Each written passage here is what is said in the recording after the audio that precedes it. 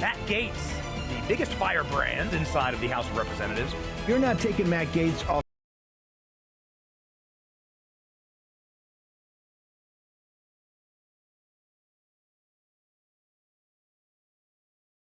the board, okay? Because Matt Gaetz is an American patriot and Matt Gaetz is an American hero. We will not continue to allow the uniparty to run this town without a fight. I want to thank you, Matt Gaetz, for holding the line. Matt Gaetz is a courageous man. If we had hundreds of Matt Gaetz in D.C., the country turns around. It's that simple. He's so tough, he's so strong, he's smart, and he loves this country. Matt Gaetz. It is the honor of my life to fight alongside each and every one of you. We will save America. It's choose your fighter time. Send in the Firebrands.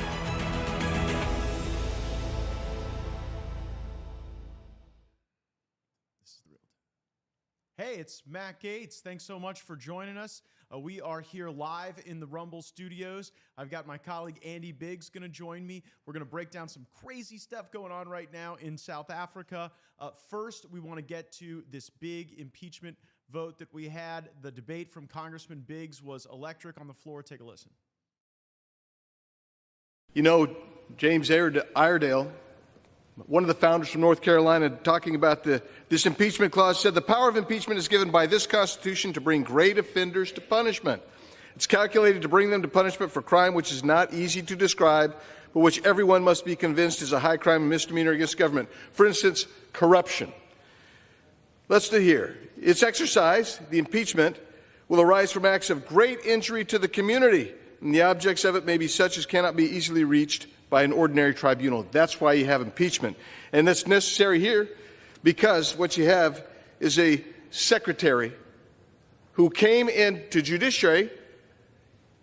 He's given the language from the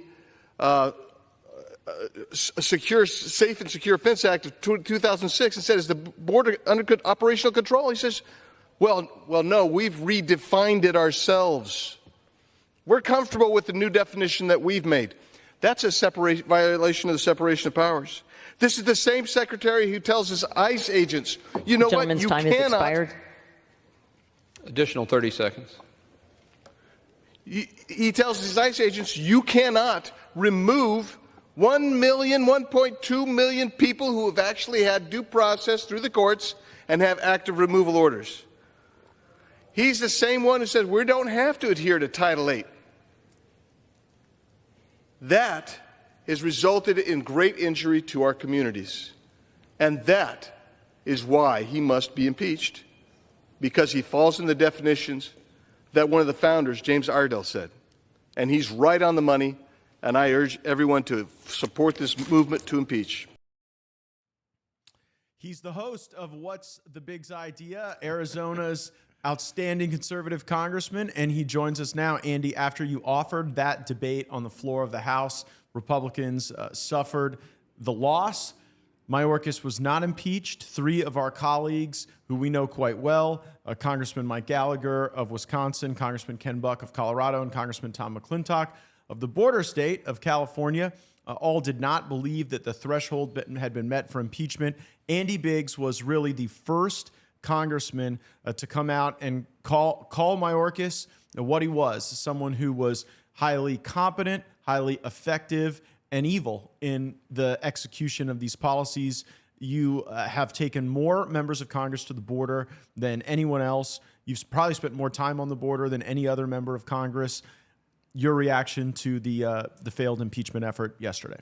Well, first, thanks for having me, Matt, and it's great to have you as a friend and a colleague. My reaction is that I don't know that I expected it to go down. I thought there was that possibility because I tried to work with some of those members who voted no to get them to come around and understand, because their issue is what's the definition of high crime and misdemeanor. They all say, oh, he's the worst cabinet secretary perhaps in the history of the country. But when you cause the kind of damage that we have seen in this country, and I mean, I'm not just talking about the 100,000 people who've died of drug overdoses because of his policies. I'm talking about a guy who puts out a memo puts out a memo in 2021 on how he's going to dismantle U.S. border security law. That's where I say, well, you know, what do you think a high crime and misdemeanor is? And, you know, they tell me things like, well, we need to see the elements of a felony. We've had the high crimes and misdemeanors in Anglo-American law since 1450. Not quite the Magna Carta, but we're in the neighborhood of the Magna Carta. And I'll tell you what, this guy, Mayorkas, is a danger. He's a danger to you, me, and everybody in this country. The morning of the vote, Congressman Gallagher stood up before our House Republican team and said that he believed that if Mayorkas were impeached, there would be no limiting principle on impeachment, that it would just be a result of every disagreement that occurred. My sense is that a limiting principle is that when you are purposefully, flagrantly, and repeatedly violating the law with the outcome of great harm to the American people. And we can make that judgment, and it's a different judgment that somebody's just a knucklehead or a screwball. The intentionality to do the harm and violate the law struck me as sufficiently limiting. Do you sense that with any of these folks that, look, we serve with two of them on the Judiciary Committee, I serve with Gallagher on the Armed Services Committee. Are these three votes in cement?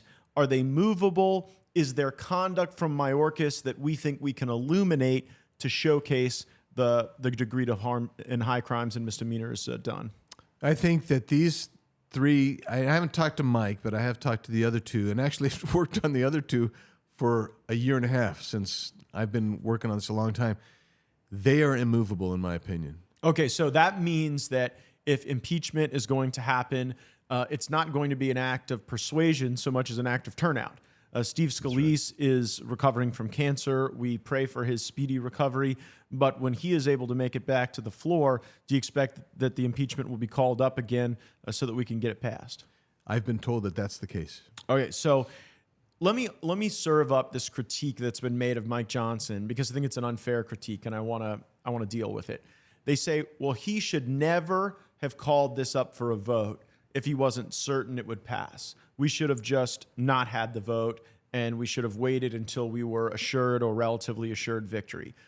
I disagree with that assessment, because I actually think there might have been 3 or 4 other no votes based on process or proclivity, and that by having the vote, we really flushed people out and forced them to go on the record, and then you work from there. Like, the old system of Washington was the way to preserve, like, the legitimacy of your leadership is to never call things for a vote that are likely to make you look bad. But I think what makes us look bad is not having the votes. So while other people are saying, "Oh, this is calamitous for Mike Johnson," I disagree. I say, you know what?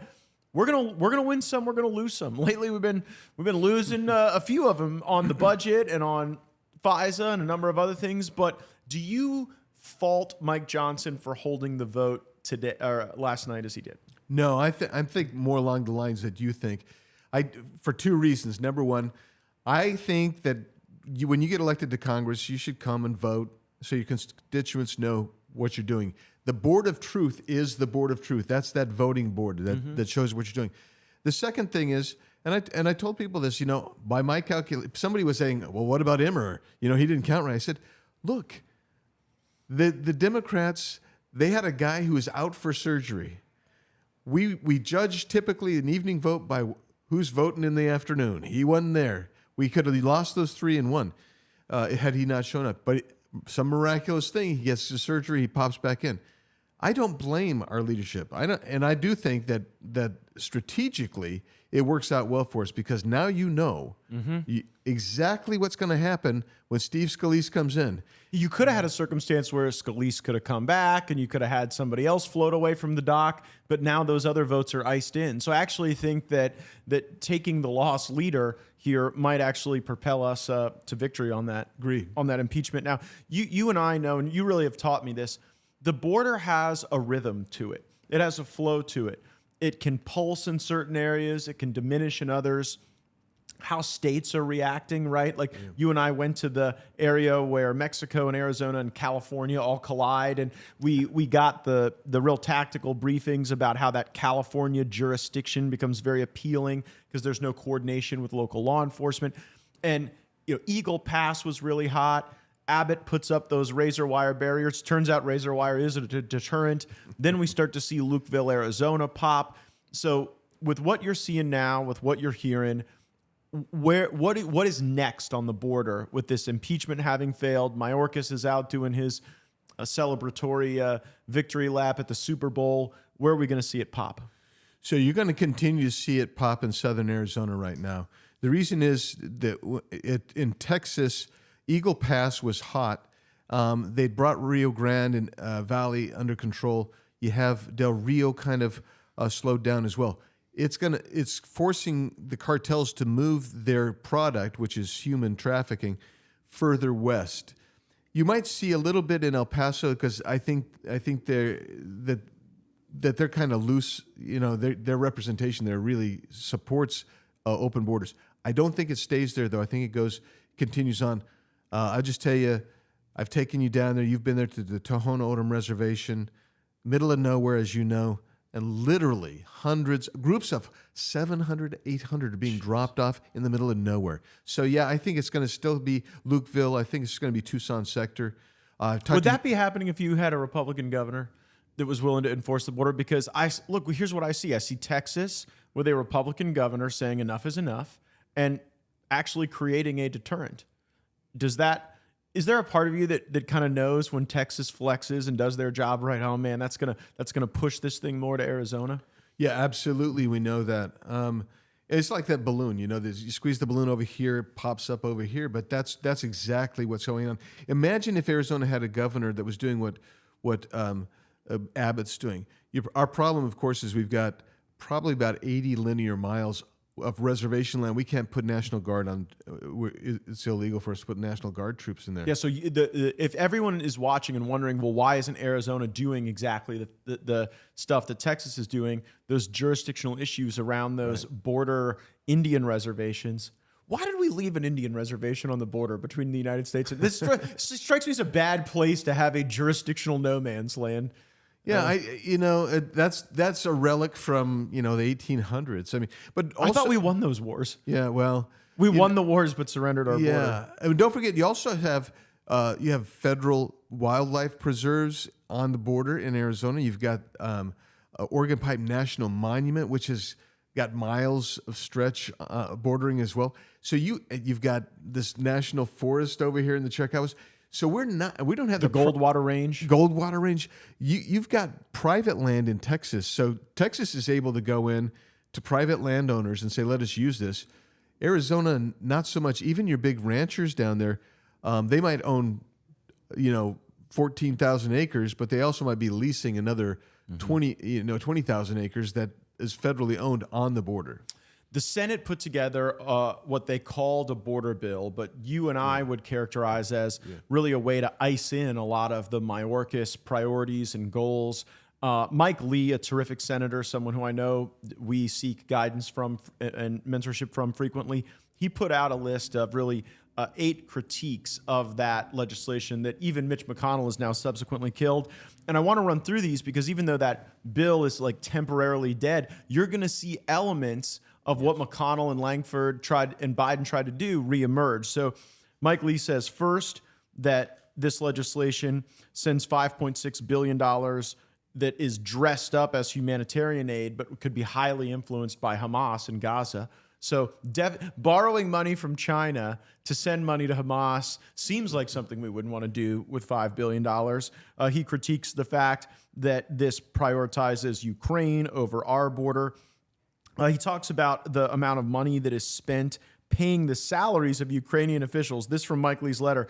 Recent reports state that the CIA had to warn Zelensky face-to-face that Washington was aware of his personal corruption and unwillingness to dismiss any of the dozens of Ukrainian officials known to be deeply involved in diverting defense funds for personal accounts. So let's pause there. Have you seen anything in the oversight and monitoring of this stuff going to Ukraine that even gives you confidence that it's getting into some righteous fight? No. I sit on oversight committee. We do get some reports. I'm not convinced that Ukraine, which was considered to be one of the most corrupt nations on the earth pre-Russian war has cleaned up its act during the Russian war. In fact, you'll find U.S. material in weird places like Central Africa, where might be a coup, a revolution going on. You'll find dollars, people ferrying out U.S. dollars to buy themselves mansions. They're putting in new swimming pools. They're building mansions in places of Ukraine that aren't under attack. No, I mean these and those are open source reporting too. That's not coming from classified sources. That's open source reporting. So no, I think it's a real disaster for U.S. dollars. Lee continues that this lays the groundwork for more forever wars, with kind of funding it first and asking questions later. He talks about the failure to address the homeland security threats that arise out of what we're seeing on the terrorist watch list. What can you share about what the terrorist watch list tells us about the type of people coming over the border? So on this watch list that you have, we've had over 300 during the Biden administration. And normally you would see maybe 5 or 6 over a 2-3 year period. So that gives you the magnitude. These are people that have been placed on that watch list by perhaps European spy organizations, U.S. spy organizations, any other, whatever they call the eyes, the private eyes groups, that look, and they will put them on that list. Some of these people don't even realize they're on that list when they come in. And the reason that we catch these people, most of these people don't even realize they're on the list. They're not even the worst of the worst. The worst of the worst are coming in between the ports of entry that we don't even know that they're coming in. So imagine that you're coming in and you don't know that you're going to get picked up for being a terrorist. You and I have crazy. spent time with these angel parents who have lost loved ones as a consequence of illegal immigration. So people are dying in America now as a result of this. They're dying from fentanyl. They're dying from other harms that illegal aliens are causing. But it's almost hard for me to imagine that we're not within a 5-year window of some sort of mass casualty event caused by someone who came across the border illegally. The briefings I've had that are not classified, they all agree it's not if, it's when, because there's cells of terrorists all over. Don't forget, Hamas is strong Hezbollah is strong in Venezuela. Oh, sure. There's a huge Lebanese diaspora in South America. And I've always wondered why our foreign policy elites always care more about what's happening oceans away than, here in our sphere of influence. The whole Monroe Doctrine has been dissolved. And why? That should be something that we take great national pride in. I certainly don't take pride in the fact that the legislation McConnell was backing would send $60 billion to Ukraine. And just for context, the entire United States Marine Corps is $53.8 billion. So they want to send more money to Ukraine than funds the entire United States Marine Corps. Moreover, this creates a gift of $300 million to the National Police of Ukraine. So while the Democrats are trying to defund police in the United States, we are funding police in Ukraine. Your reaction, Andy? Oh, that's absolutely crazy. It's ludicrous. But don't forget, we're also funding the Ukraine government's retirement system, right? I mean, think about that. And so and we're borrowing this from our children and grandchildren. It's not money that we have in the bank, because they don't want to do a pay for this. They just want to add it to the tab. So McConnell fails because he's got this terrible border bill we've gone over, lashed to this listless flow of money into Europe and beyond. But now I think they're regrouping. I think what you're going to see the Senate do is pull off the bad border stuff and send us a bill that does the $60 billion for Ukraine, maybe another $17 billion for Israel, billions for Taiwan, restoring American stockpiles, and do all of it as deficit spending. I think they want to send that to the House of Representatives, and they know that there are a lot of sympathies for Israel in the House, sympathies that you and I share. I think we would like to make sure that the Iron Dome doesn't run out as Israel is defending itself against perpetual onslaught. But the notion of doing that while deficit spending seems to abandon a lot of the principles that you and I have been trying to instill into the Republican House. Your reaction to that McConnell strategy? Yeah, just a couple of quick things. Number one, I've reintroduced legislation to actually provide a pay-for Israel on a separate bill. Number two, by giving money to Hamas, even if it's humanitarian, we should have learned this by giving $6 billion to Iran, right? They said it was going to be humanitarian. Money is fungible.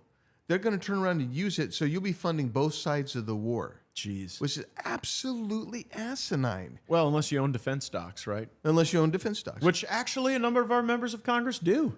Isn't that something? Make a little money that way, I guess. I talked to the speaker today, and I told him, look, I know he wants to do this Israel thing. I know he wants to liberate this Israel stuff from the Ukraine stuff and the Taiwan stuff. And you and I believe in the principle of single subject legislation. Right. So that tracks well. But I don't know how you cannot have any offset, any pay for. And so I said to the speaker, look, at a minimum, can we take the money out of the UN entities that were literally in concert with those attacking Israel? Could we at least take that out of the Israel aid? And he wanted to take that under advisement. But do you think that we would lose a single Republican vote for Israel aid if we also defunded part of the UN in that strategy? No. Not one. Not one. I can't think of one. All right, Mr. Speaker, you heard it, man. You always think me and Biggs are on the no row, but we're real eager to see you take a bite out of the UN as part of the Israel bill. Right. And I don't think that will lend to the critique that Speaker Johnson is playing politics with Israel funding. I think the people playing politics with our money are at the UN, and the politics they're playing is vicious and deadly and directed at Israel. No, 100% right. So you need to defund UNRWA, but you also, as long as you're defunding, take the money from their Office of Migration, which is actively recruiting people who want to illegally migrate to Europe. And they're saying, no, it's actually easier to get into America right now. Like, if we can't cut funding for the entities that are literally paying for the invasion of our country and the slaughter of Israelis, we will never be able to cut anything, right? I mean, this is the easiest money to cut in the federal budget? You would think. You would think. All right, I got to get to another subject before I let you go.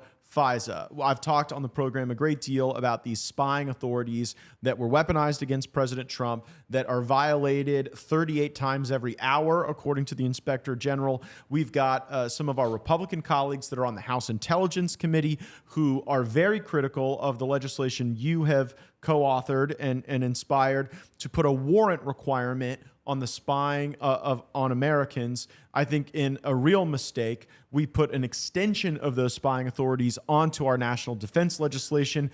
That is coming up in next month, I believe. Yeah. And so you have been appointed as one of the key people on the Judiciary Committee negotiating with the Intelligence Committee about what the guardrails ought to be on these spying authorities. How do you describe how that's going?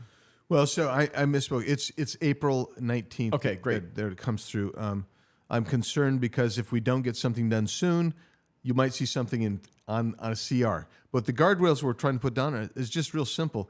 If you want to surveil and have access to a U.S. person's telecommunications data, you need to be able to state a reasonable, articulable suspicion or probable cause. In other words, get a warrant before you look at my private data.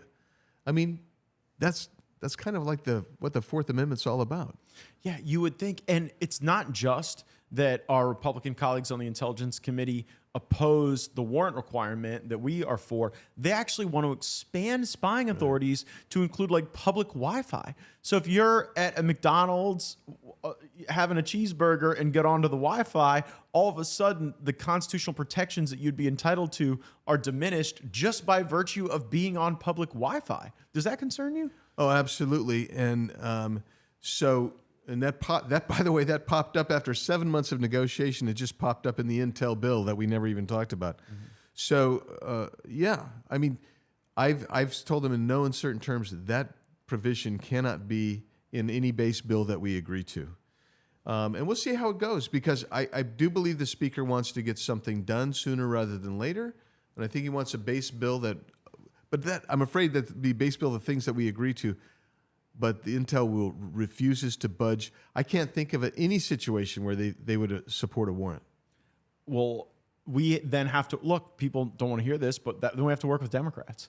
If Republicans won't stand up for civil liberties and the Fourth Amendment and a warrant requirement, I have no problem working with liberal Democrats who hate my guts to try to get those things accomplished. I mean, do you have any reticence to that? None at all. In fact, my bill was a bipartisan bill, bicameral bill. One of my lead co-sponsors was Jerry Nadler, for Pete's sakes. A Biggs Nadler bill. Hard to believe. Not that probably a one of a kinder. I don't know. We're gonna have too many of those. Yeah, that was a unicorn, my friend. All right. Yeah. Well, Andy Biggs truly is the smartest guy in Congress when it comes to the border and border policies. He's also one of the great litigators we have. If his prediction is correct that upon the return of Majority Leader Steve Scalise, we'll be passing an impeachment, then you will be seeing Andy Biggs as one of our impeachment managers over in the Senate, putting Mayorkas on trial. And I really think that's going to ignite the American people of all states, of all political persuasions, to demand accountability and to demand a closed border. Now we want to focus on something going on in South Africa that I think is going to really surprise you. The chairman of the Ascendant Economic Freedom Fighters political party in South Africa is a guy named Julius Malema. He's got some pretty genocidal thoughts about white people. Take a listen. We'll discuss on the other side. Must never be scared to kill. A revolution demands that at some point there must be killing, because the killing is part of a revolutionary act. I don't know what's going to happen in the future. I'm saying to you, we have not called for the killing of white people, at least for now. I can't guarantee the future. Yeah, but I mean, you'd understand somebody watching that, especially as it gets shared on Twitter, they freak out. It sounds like a genocidal call. Cry babies. Cry babies. I'm not calling for the slaughter of white people, at least for now. I can't give you a guarantee of the future, especially when things are going the way they are. Subtext. Especially if things are going the way they are, there will be a revolution in this country, I can tell you now. We're back live in the Rumble studios for the first time here in Washington, D.C. Quite the setup. That was the chairman of the Economic Freedom Fighters Party, Julius Malema, perhaps the next president of South Africa. There's an election that'll be later in 2024. And joining me now to discuss this is my legislative counsel in our office here in Washington, D.C., John Wilson. John has studied these things a good bit and gives us advice on matters of foreign and domestic policy. So, John, what is going on in South Africa? First of all, thanks for having me. It's great to be on. Love the show. South Africa is an absolute mess. I mean, their economy is in the gutter. Crime is rampant. It's the rape capital of the world. And the solution for the economic freedom fighters and Julius Malema is to genocide white farmers. You know, get rid of the farmers that are providing food for you, which we know how that went in Zimbabwe, Rhodesia. It ends with hyperinflation, economic collapse, and worse. And when you look at the situation, you really got to realize what type of guy Julius Malema is. This is a person who was head of the African National Congress Youth Federation and ended up leaving because he was too radical. That's like leaving the Democratic Socialists of America because you think they're a little pinko. I mean, this is a very dangerous guy. And if he ends up gaining seats in this next election, you know, South Africa, everybody over there is in trouble. I'm not an expert on South African politics, but these rallies he's hosting are enormous, and there seems to be some enthusiasm there. Is it a likelihood, you think, that they could gain more seats sufficient to have him, you know, as part of a coalition government, or God forbid, even the leader of the country? It's hard to say if they can overtake the ANC, but I expect they will gain a lot of seats. I mean, it's an attractive ideology to a lot of people.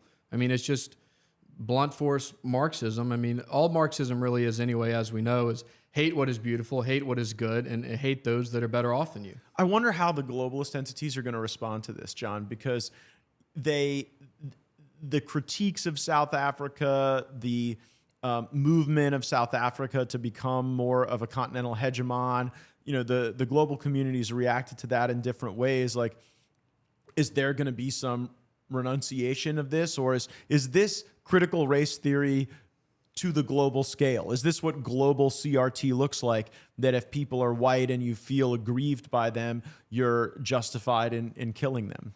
Yeah, I wouldn't get my hopes up for any sort of globalist condemnation of what's going on with Malema in South Africa. I mean, already he has the backing of a lot of globalist NGOs and institutions.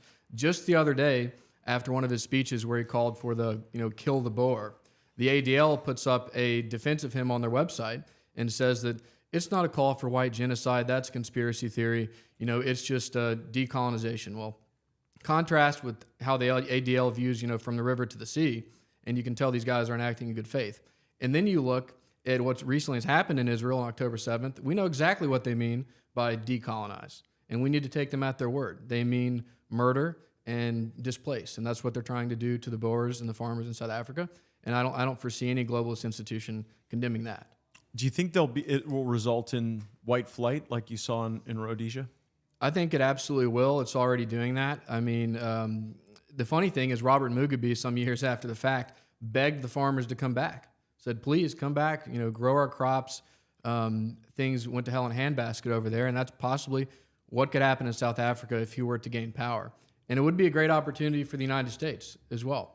You got a couple million Boer farmers over there. You bring them here, you drop them off in swing states. They will produce, they will reproduce, they vote red. And I can't imagine anything that's going to get the Democrats to the table on immigration faster than bringing a bunch of poor white South African farmers to the United States. We found an asylum class that John Wilson supports, the South African farmers. Well, thanks for that update, and I want to make sure that people continue to stay informed on that. Before we get out of here, we want to thank the good folks at Rumble for allowing us to come and take over their studios here for our live program. And we'll probably be back in the coming weeks with updates about what's going on with the big border fight, the government funding fight, and hopefully some upcoming accountability for the corrupt folks in the Biden administration and the Biden family. Thank you for joining us. Roll the credits.